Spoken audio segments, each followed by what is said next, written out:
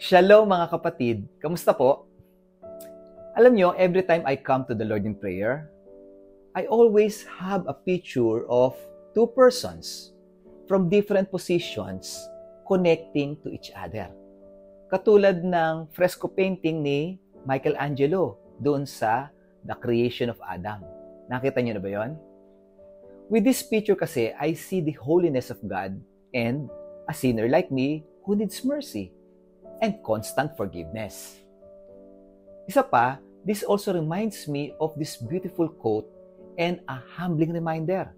Ang sabi doon, to err is human, to forgive, divine. Meron pong two parts itong quote na ito. Una po, to err is human. Malinaw ang description dito sa atin na bilang tao, normal lang ang magkamali, ang magkasala. Maya't maya, sa ating iniisip, sa ating sinasabi o ginagawa, tayo ay pwedeng madupilas. No exemption dito ha. No one is perfect kasi, di ba? Ikaw at ako, guilty as charged dito. Now, pangalawa, ang sabi doon, to forgive divine. Ano ang kailangan ng isang makasalanan? Forgiveness, tama? Here, I would like to make a strong emphasis na it's normal for us to commit mistakes, but it's not normal for us to forgive. Bakit po? Kasi forgiveness is God's thing. It is His nature and not ours. Sa Kanya unang nagmula ito. Siya ang nagkaloob nito sa atin sapagkat tayo ay makasalanan.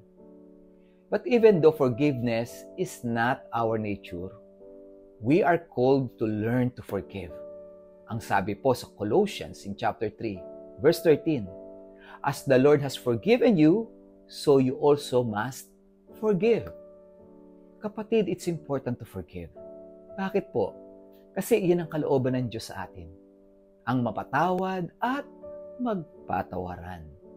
Alam mo ba na sa iyong pagpapatawad, ikaw din ang unang nakikinabang? Kasi ikaw ang unang makakalaya sa kabigatan ng kalooban at ng isipan. Alam mo ba na mas mahirap ang pakiramdam ng taong hindi makapagpatawad kaysa dun sa taong kailangan na mapatawad? At mas tumatagal ang unforgiveness sa puso mo, lalo kang magdurusa. At lalo ka rin maiinis dun sa taong ayaw mong patawarin. Bakit? Kasi para bang lalo siyang nakakapuntos sa iyo. May kasabihan na forgiveness is the best revenge. Simple lang naman po ang ibig sabihin niyan, kapatid. It means, go ahead, offend me as long as you like. Mapapagod ka lang kasi wa-effect sa akin yan. Why? Kasi I will just keep on forgiving and forgetting. And I will remain happy and free. Bilang Christians, it is expected from us to love and love and love more. Pati na sa mga unlovable. Paalala nga po sa Proverbs chapter 17 verse 9. Love prospers when a fault is forgiven, but dwelling on it separates close friends. Yun yun, kapatid. Wagi ka sa forgiveness, di ba? Ang ganda, no po? So bilang huling pabaon para lalong maging matibay ang aral na ito.